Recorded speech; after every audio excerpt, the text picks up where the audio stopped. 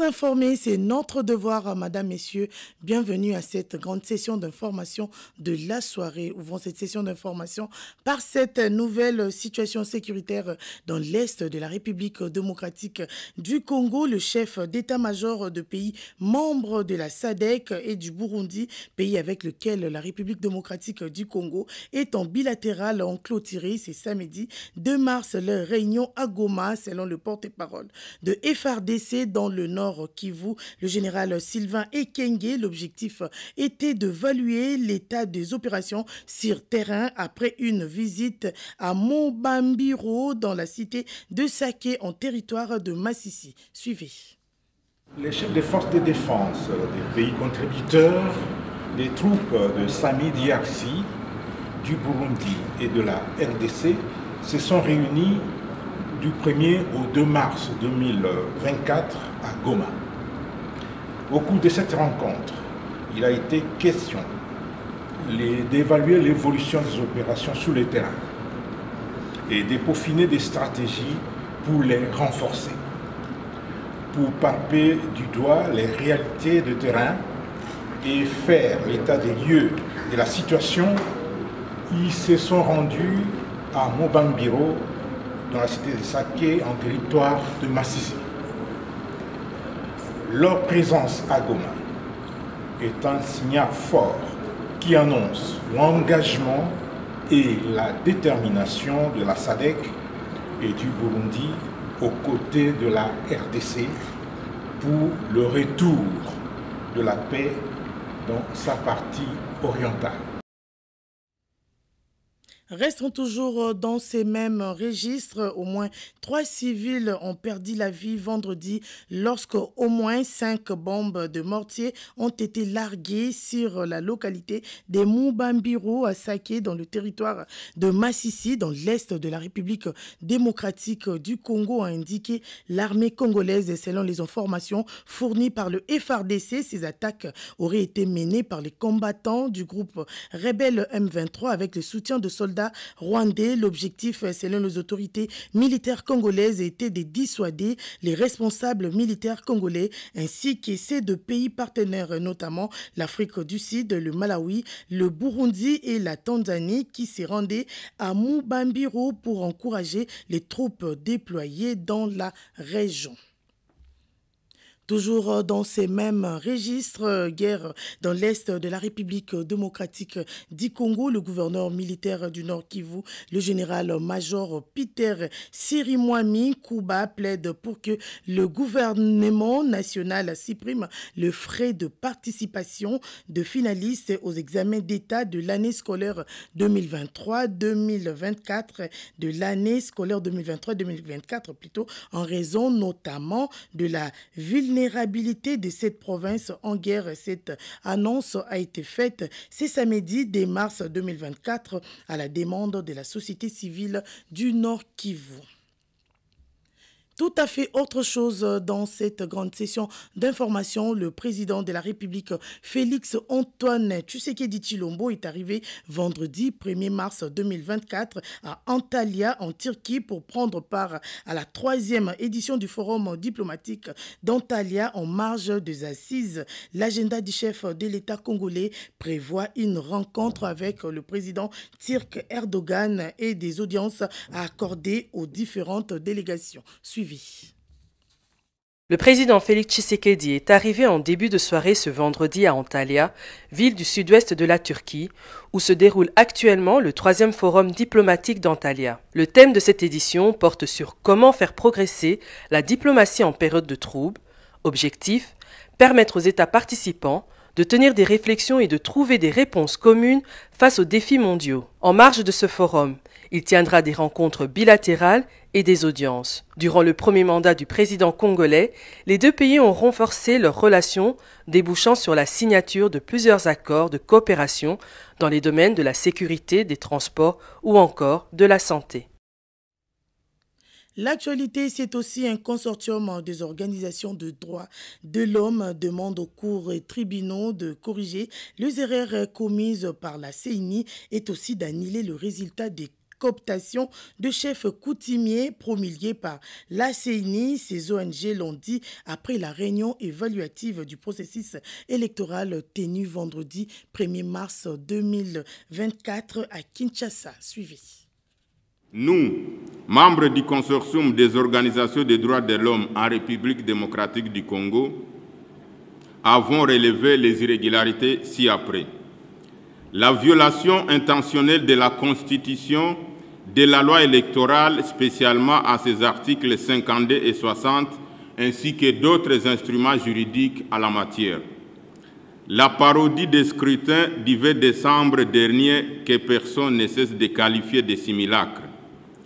Des kits électoraux détenus par des personnes sans qualité. La fraude et la corruption à grande échelle. Le monnayage des voix dans bon nombre de bureaux de vote par certains agents de la CENI. La violence basée sur le genre dans certaines circonscriptions électorales, notamment à Mbujimayi et ailleurs. Le refus par la CENI de proclamer les résultats bureau de vote par bureau de vote et le non-fonctionnement du centre de compilation des résultats. Eu égard à ce qui précède, et en vue de préserver les acquis de la démocratie, nous, membres du consortium des organisations des droits de l'homme en République démocratique du Congo, recommandons ce qui suit. 1.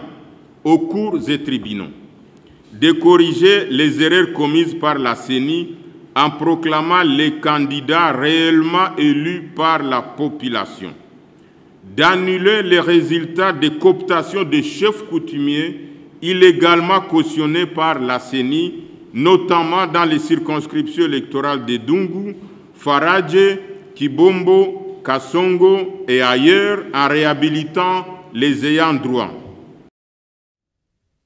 Tout à fait autre chose dans ces journaux. Le parent d'Eli Moubidi, jeune garçon assassiné le mercredi 28 février 2024 par balle réelle tirée par un policier dans la commune de Kisenso, lance un SOS aux autorités compétentes pour que justice soit faite pour leur fils. Il sollicite par ailleurs une aide financière pour prendre en charge le funérail de leur défunt fils. Suivi. Zalaki mardi à 5h, comme d'habitude, abimara 5h pour ne pas si y a transport, il y a milieu au biso to vandi, il y a commune, il y a Kisenso. Première avenue à biso, deuxième, troisième, souci à Timoro Zawana, comme on TikTok. Les policiers à TikTok, nde batelemisi mwana o yangai, babandi ko tuna ye. Ok wapi? Ayebisi bango, nake musala na sala kana Gombe. Oh, pesa biso mbongo. Mwana bimisi 5 000 francs o ya transport au pesa kiye. Abinazaka na 5 000 francs ya transport na sala ka musika. Wapi téléphone? Téléphone yango nazo salela.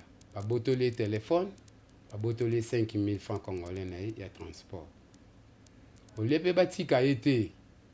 Policier moko o babande ko tambola na o yazaki na munduki wana. Apesi ye ordre, bete masasi. Abeti mwana na ngai lisasi ekoti ye na motema na ndenge ebimaki na sima ya mukongo.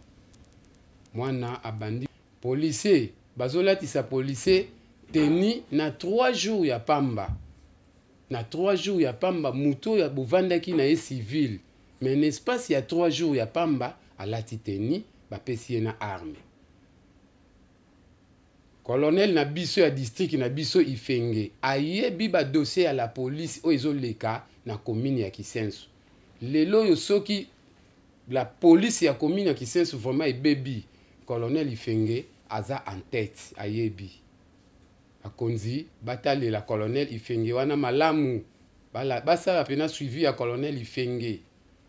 Aza na ba défaut ebele na niveau ya la police ya commune ya Kisenso. Eno we kosenga en tout cas bakonza mboka basunga biso batelanga likambo malamu pona mwana en tout cas batindelanga na bavoka balande likambo mwana nga vraiment malamu po naza musungi de naza na ndenge moto ko kusala batinda na bavoka balandelanga likambo mwana ngepi baya kobete formal batinda makoki oyo tokoki kokundela na omwana mpo azobeba azopola tokovanda bongo ti mokolo nini papa akende koluka mpe mbongo ye tovandi na ye na se sikoyo tokunda mwana na position nini.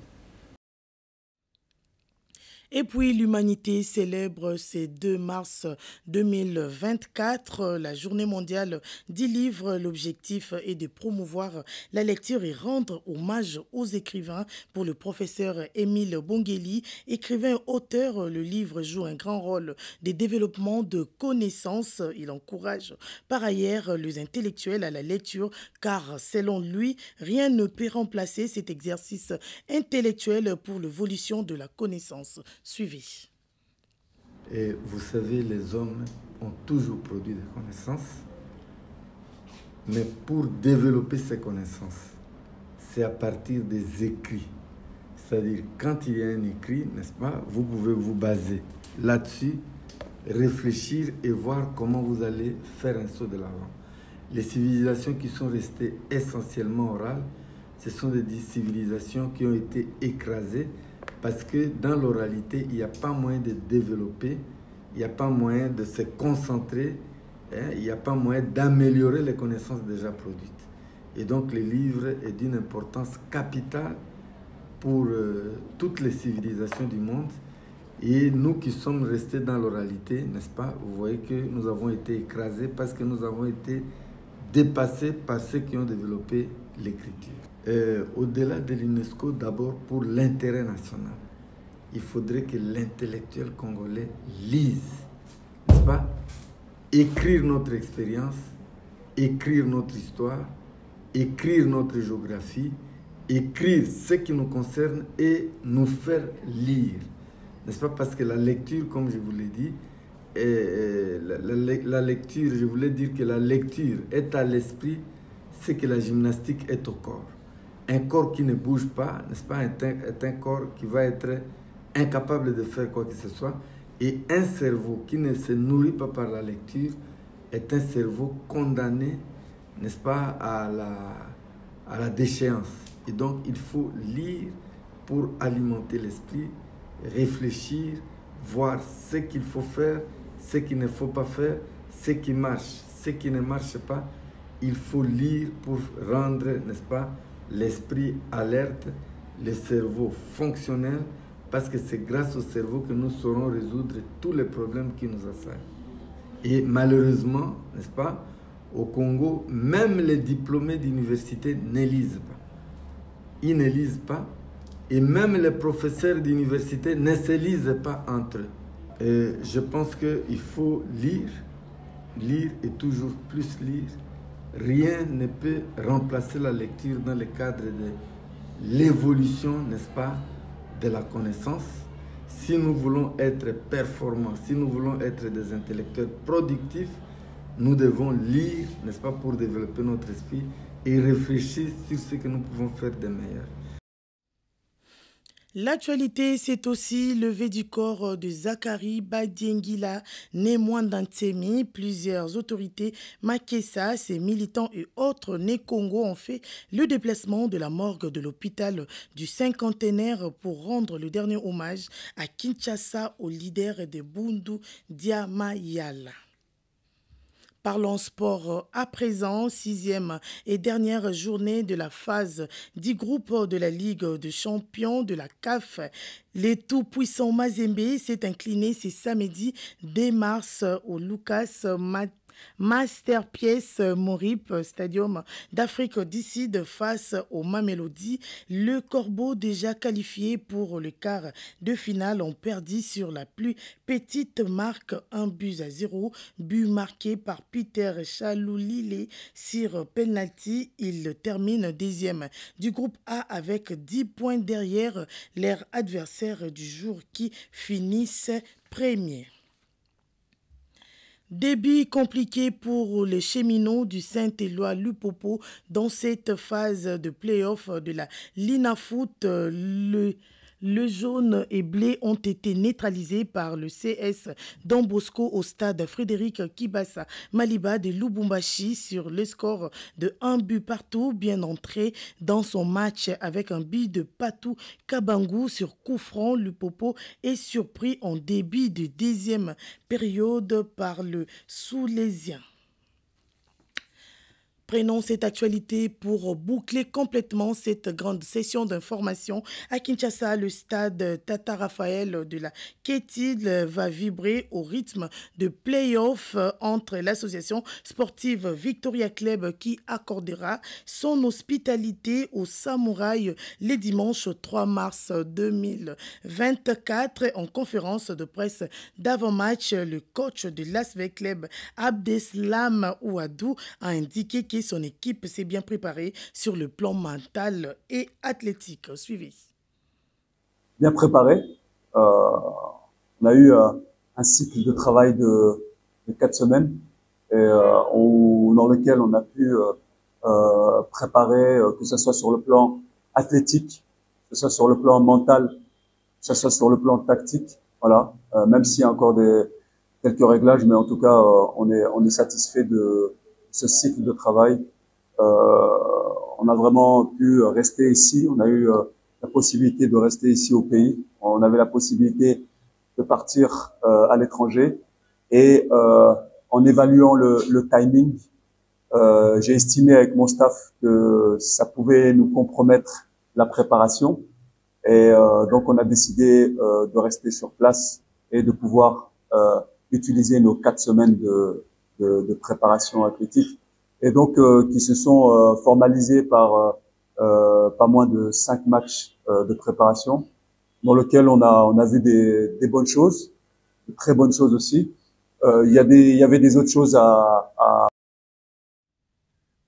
Vous l'avez compris, nous sommes arrivés à la fin de cette grande session d'information de la soirée. Madame, Messieurs, ne zappez surtout pas.